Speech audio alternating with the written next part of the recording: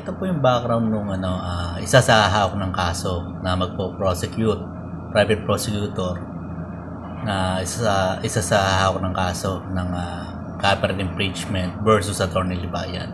So si Attorney Buko de la Cruz, Attorney Enrique B. de la Cruz Jr. So yan, background niya, no? Yung mga litigation experiences niya, post nyo lang, basahin nyo na lang. Yan, matindi pala professional background niya, diba? So wag magulat si Attorney Libayan kung bakit naging 34 cases yung copyright infringement, 34 counts. So educational background, ayan, Doctor of Laws candidate, University of Santo Tomas, ongoing pa, nakalagay candidate. So ayan, ongoing pa. Ang dami niyang maganda background nitong si Attorney Buko de la Cruz. So Attorney Buko ang tawag sa kanya. Master Course International Trade Law, Masters in Public Management, Juris Doctor, Third Honors, University of Santo Tomas, Faculty of Civil Law. Yan, from 1996 to year 2000. So, Bachelors of Arts in Legal Management. Ayun pala yung pre-law course niya, no? So, ayan. May awards pa. Ito yung laging binibiro ni Attorney Libayan sa mga abogado ni Senator Rapi Tulfo o SRT. Top 100 lawyers in the Philippines. Top naman So, walang problema. Ito si Data Privacy Lawyer of the Year. Yari ka, Libayan, no? Po, delikado. So, ayan. Reviewer pa. Publish work. So, reviewer, political, no? Ako personally, tagalit si Attorney Libayan dito, sa Attorney Buko de la Cruz. Ito yung humawak ng copyright case ng Itbulaga, nanalo sila sa IPO. So ongoing pa naman yung kaso, syempre. So ayan, isa sa mga kalaban na Attorney Libayan. So mga kaputas. So hindi lang strong tong abogadong to, no?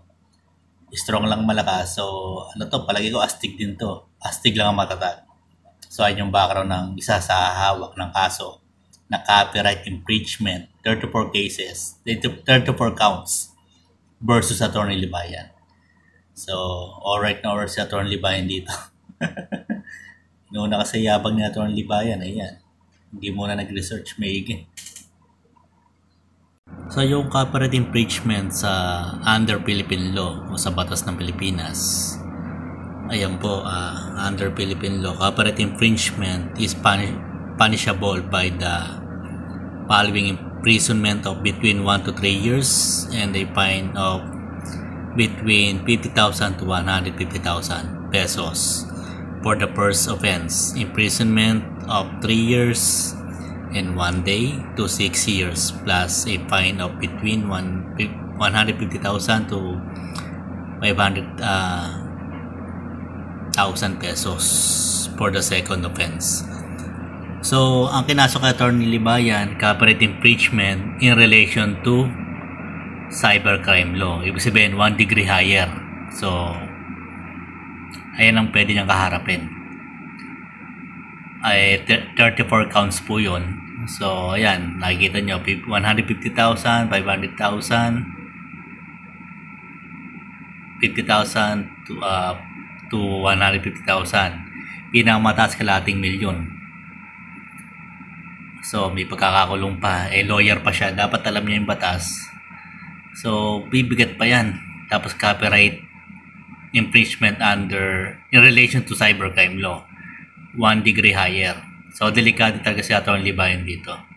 Hindi biro yung isinampa sa kanyang kaso ng Divina Law Firm. Ang ahako ng kaso niyan, isinampa sa kanya ng Rapi Tulfo in Action Foundation. So, juridical entity yung nagsampa kay Attorney Libayan. So, ayun yung kanyang kakaharapin. Simple lang, no? Papakinggan natin copyright infringement pero mabigat gawa ng cybercrime law. 1 degree higher po.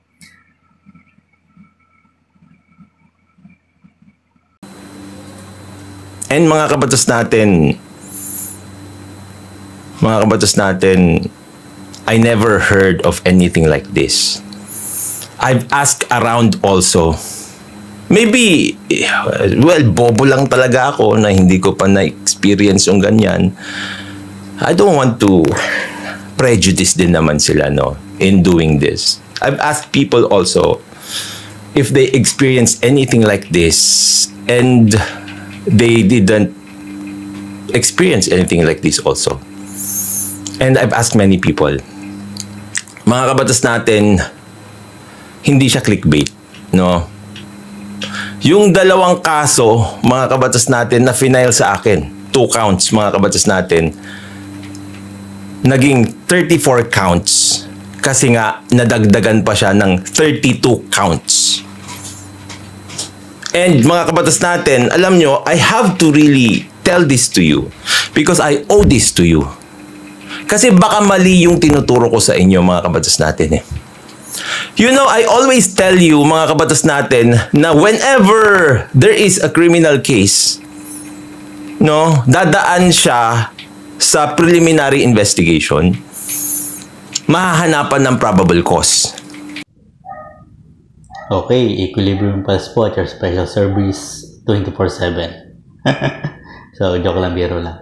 So, magbibigay na tayo ng reaction doon sa video ni Atty. Libayan na pinost niya o in-upload niya ng Huwebes, ano?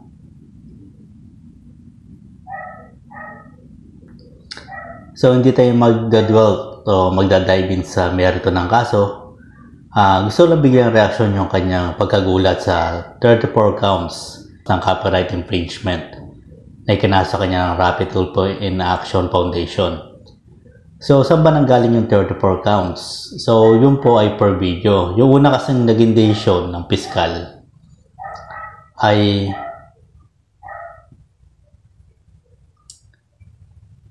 per channel, di ba? 2 channel ni Atty. Libayan, batas natin saka yung Atty. Randolph Libayan. So, doon nagkamali piskal yung una. Ngayon, pinabago ng unang judge na dapat per video. Kaya doon nanggaling yung 34 counts. So, ito yung video na ito kay Melo Yap Reacts. Siyempre, hindi lang naman si Melo Yap ang nagpapaliwanag dyan. Pinaliwanag niya pero kumuha muna siya ng impormasyon sa mga abogado rin. Siyempre, kilala ni Melo Yap yung attorney ni Senador Rapid Tulfo sa RTI Foundation na si Attorney Alfredo o Freddy Villamor.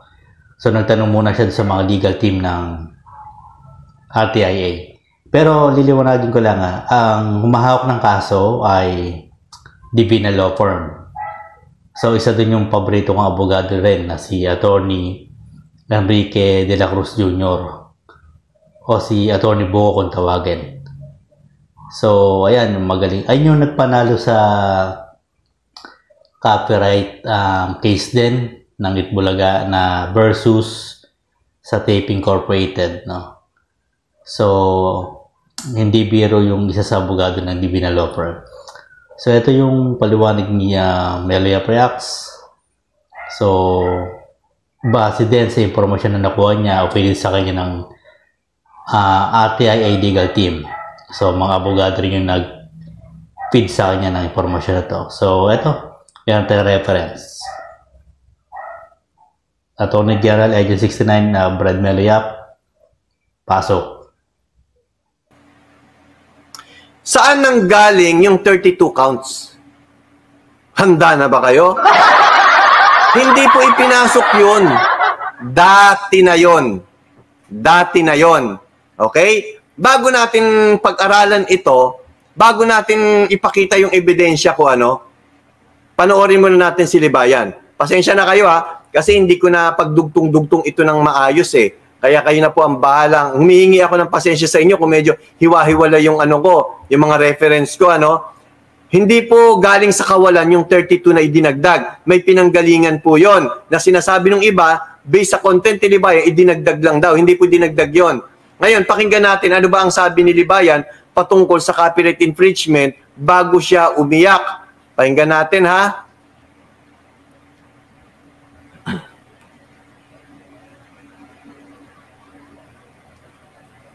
Bakit?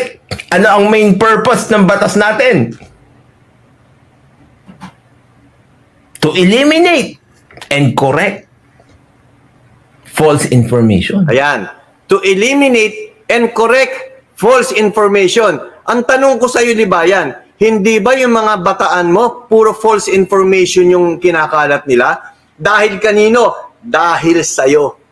Mali ang content mo kahapon dahil sa katangahan mo na iba ang issue, na iba ang kwento nung pangyayari na ito. Actually, subjudice na nga yung ginawa mo. Nakita mo naman, no, nagkagulo yung mga tanga, lumalabas, ikaw pa ngayon ang kawawa, ikaw ang kinakawawa. Baka hindi ninyo alam, siya po ang una nagsampa ng kaso kay SRT. Siya po ang nauna, pati sa disbarment. Siya rin ang nauna, sa disqualification. Siya din ang nauna. Tapos ngayon, ang kapal na mukha mo na sabihin ito? Swak! Bakit? Ano ang main purpose ng batas natin? Para manira. To eliminate and correct false information. Swak na swak! Swak na swak! Swak na swak sa sarili mo. No? Kayo mismo ang nagpapakalat ng wrong information. Siya mismo. Nakita niyo yung kaplastika niya before and after? Ano pa? Pakinggan niyo ito.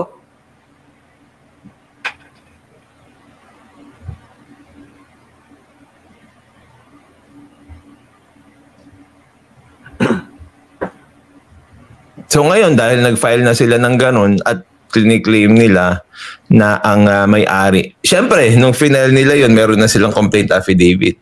Siyempre, isipin siguro ng mga tao, attorney, ba't mo sinabi agad?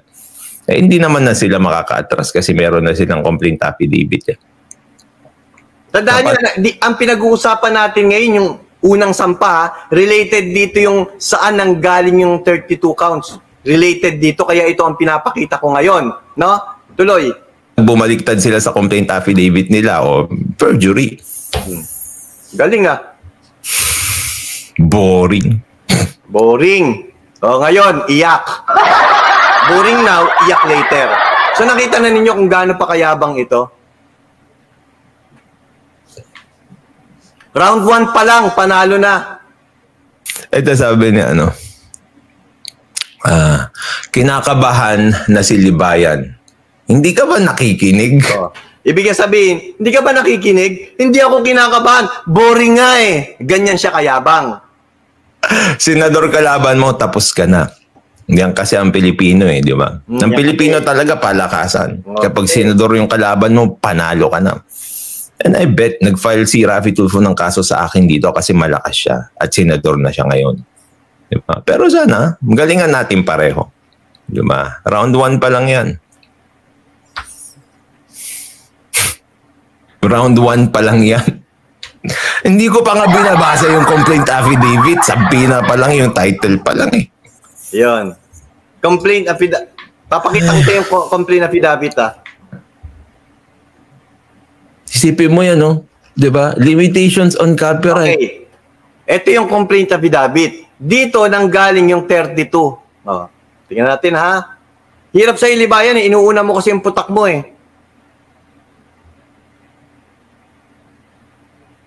Ito, share ko sa inyo.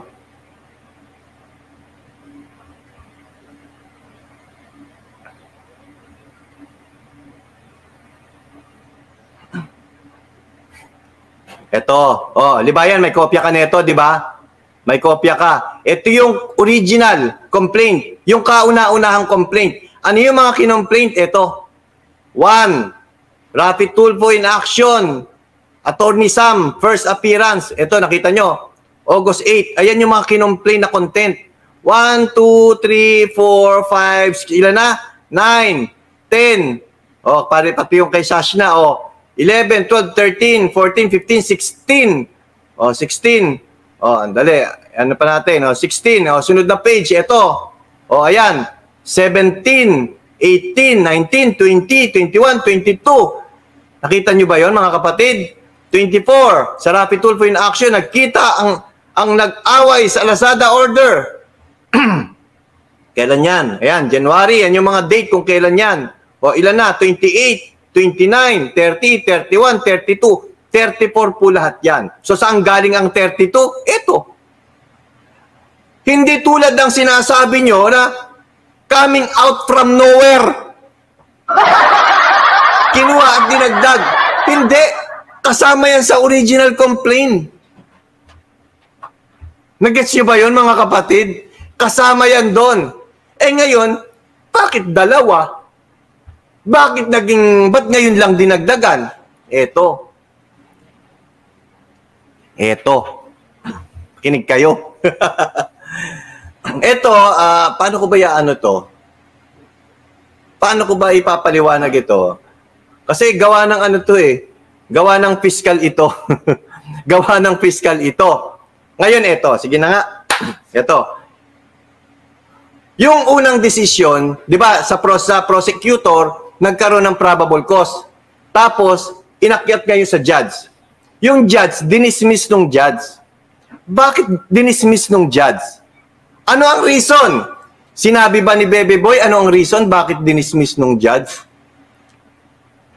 Ito ang reason. Pakita ko sa inyo. Merong kopya nito si Bebe Boy. Nagtataka ako kay Bebe Boy, bakit hindi niya ito binasa sa inyo? Saan ba ito?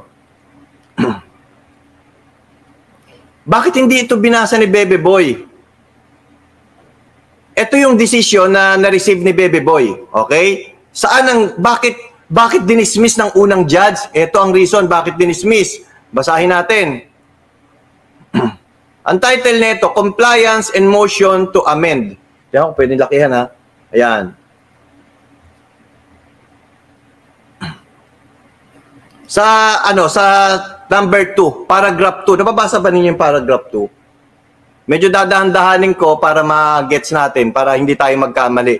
Hindi naman tayo tulad ni Bebe Boy na kuda lang ng kuda, nag-iimbento ng kwento. Ang sabi dito, by way of background, the previous assisting judge, may previous pala, ito yung dated, tama?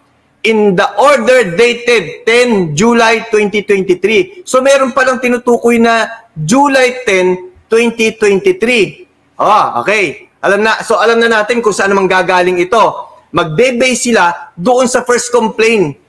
Okay? Hindi pa dito sa MR, doon pa lang sa first complaint. Anong sabi dito? Pakinggan natin. By the way of background, the previous assisting judge in the order dated 10 July 23 assailed order dismiss the instant cases on the following grounds. Ayun, bakit dinismiss doon nakaraan judge? For the following ground. Anong ground yun? Alamin natin kung anong ground ha? O alamin natin. Ito ang hindi tinuturo sa inyo ni Bebe Boy. Pakinggan natin. 1. The investigating prosecutor failed to amend to state the particular provision violated by the accused. Meron palang may nagawang mali ang rito, ang prosec. Ano sabi?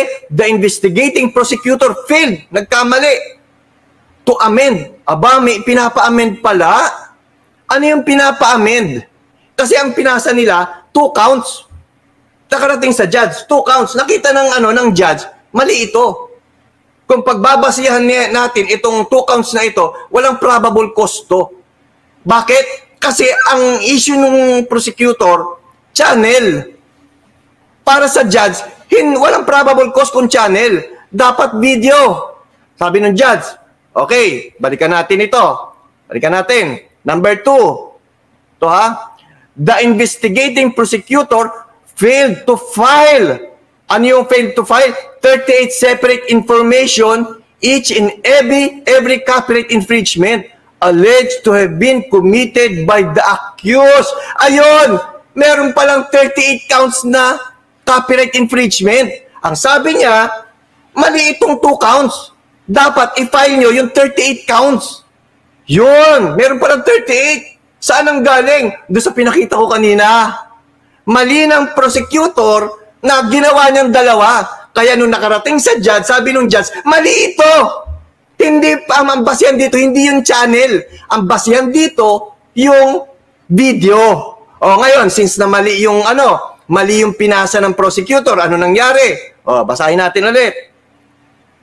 The accused did not commit copyright infringement. So hindi pala nakapag ng copyright, hindi nakakommit si Baby Boy ng copyright infringement. Kasi channel A. Dapat ang final nyo, sabi ng judge, yung video. Nagets nyo? Ayun. So alam na natin kung saan nanggaling. Nanggaling doon sa complaint. At ayon din doon sa judge, mali yung ginawa ng prosecutor. Hindi pala dapat channel, dapat video. O ngayon, eto, nag-file ng MR. Eto na ngayon, kinakailangan ko na ang tulong ng isang prosecutor. Isinend ko sa prosecutor itong issue na ito. Ano ang sabi ng prosecutor? Makinig tayo ha, makinig. Manginig. Alam ko, manonood yung mga tanga-tangang vlogger ni Libayan dito. At after neto, tignan nyo, babaguhin ni Libayan yung content niya. Gagawa yan ng content, medyo didikit na siya rito sa content ko. Pero yung content niya kagabi, hindi yun. Iibahin niya. Ay, maniwala kayo. Hindi yan ang paliwanag ni Libayan. Yes, hindi ito ang paliwanag ni Libayan. Pero ito ngayon ang paliwanag ng prosecutor. Pakinggan natin kung ano ito. O, illegal ba yung ginawa? Pakinggan natin. Para sa kanila, illegal. Sinamarize na ito, guys. Sinamarize na kung ano nang mangyayari. Ito. Ayan. Timeline of the case. Ano yung timeline ng kaso? Nag-file ng criminal complaint for copyright infringement laban kay Libayan ang RTIA sa piskalya sa Taguig. O yan yung unang-una, di ba? O anong pangalawa? Nakitaan ng probable cause ng piskal. Kaya nasampahan sa RTC ng Taguig si Libayan for 2 counts of copyright infringement. Okay. Nung nasa RTC na ang kaso, on July 10, 2023, dinismiss ng dating judge ang 2 counts. Yun yung sinasabi ko kanina, yun yung binasa natin. Na dinismiss nung judge yung 2 counts. Bakit? Sabi ng judge, mali ito. Hindi per channel, dapat per video. Asan yung 38? Yun ang isampa nyo. Yun ang sabi ng judge. Di ba? Pinakita natin yung kanina. So, hindi galing sa akin yun, galing yun sa judge. Ano? O, tuloy natin. Nag-file ng motion for reconsideration ng prosecutor, RTIA, sa order of dismissal ng dating judge. Okay. Nag-MR ngayon ang RTIA. Anong nangyari after mag-file ng MR? On December 7, 2023. Yeah, ito na yung bago. O, December 7. Ang bagong judge nang nagsabi ng court, nang nasabing court, nag-issue ng order. Partially. Partially. Ang sabi partially granting the MR. Meaning, na-reinstate ang 2 counts. 2 counts na-reinstate. At hindi lang na-reinstate sa mismong order ng bagong judge. Sinabi niya na pwedeng amyendahan ang kaso. Pwede pa lang yung sabi ng judge, pwede pa lang amyendahan yung kaso. Kasi mali nga yung kaso eh. So, anong ginawa? Kung sa tingin ng piskal ay hindi lang 2 counts, piskal ito piskal, ang nararapat na isampa sa ilalim kasi ng Section 14, Rule 110 of the Revised Rules on Criminal Procedure, pwedeng amyendahan in form and substance ang information habang wala pang arraignment. So ayon pala sa batas, pwedeng amyendahan yung ginawa ng piskal habang wala pang arraignment. So ang ginawa ng piskal, baka mamaya mabasura na naman. Kasi mali yung sinampa nila. Anong ginawa ng piskal? Binago nila. Sinunod nila yung sinabi ng unang judge. Nagets nyo? Yung unang nag-dismiss, sinunod nila yon. Kasi ang sabi ng unang judge, hindi po per channel, per video po, asa na yung 38 counts. Ang sabi ng unang judge. Kaya nung binalik, nag-file ng MR, binago ng Office of the Prosecutor yung kanilang hatol. O sige, tanggalin na ninyo yan 2. Gawin na ninyong dinagdagan nga raw ng 32. So, ito, tuloy.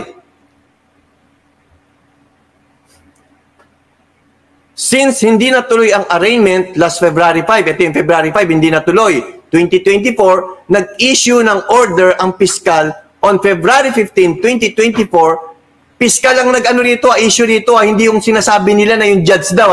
Walang kinalaman ng judge dito. February 15, 2024, na imbes na 2 counts lang, dinagdagan niya ng 32 more counts. So 34 na lahat ang kasong infringement laban kay Libayan. So yun, dinagdagan na nila since wala pang arraignment. Kasi mali nga yung nauna nilang hatol. So yung fiscal mismo, yung office ng fiscal, binago nila. Dinagdagan pa nila ng 32. Okay? Tuloy. Kailangan pa ba ng another round of preliminary investigation to determine probable cause? Fiscal na po ang nagsabi nito ha. For the said 32 counts, ang sagot, hindi na. Dahil may probable cause na for violation of copyright infringement law. So hindi na pala kailangan magkaroon ng preliminary investigation kasi meron na palang probable cause. Kinorek lang ng fiscal ang sarili niya. Dapat kasi per video clip ang pagbilang, hindi per channel. Ayun! Timpa yun. So walang irregularidad sa ginawa ng fiscal. Allowed ang pag-amend ng information under the revised rules on criminal procedure. Yun. Ayun na po yun. So nakita na ninyo kung sino ang nagkamali. Ang nagkamali yung fiscal. Based doon sa sinabi ng unang judge na hindi per channel, dapat per video. Kaya nung napalitan yung judge, ang ginawa ng fiscal, binago nila. Office of a Prosecutor. Binago nila. Saan nila kinuha? Doon sa complaint, yung pinakita ko kanina, na 34. Sinabi ba ni Libayan yan? Sige nga, ako may basihan ako. May basihan ako. Siya, kwentong tubol. Kaya pala doon sa GC namin, nagkakagulo. Tawa ng tawa. Pinagtatawanan si Bebe Boy. Tapos, sabi niya kasi, ba't raw hindi niya alam saan daw nanggaling yung 32? May tinawagan ako. Tinawagan ko siya sa telepono. Sabi ko, attorney, ano nangyari? Ba't ganito? Ang sagot niya sa akin, putang ina, ang bobo.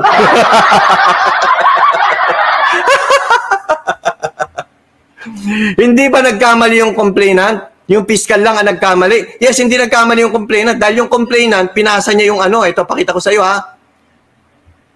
Ito ang pinasa ng RTIA, ng complainant. Ayan. Kita mo? Ilan yan?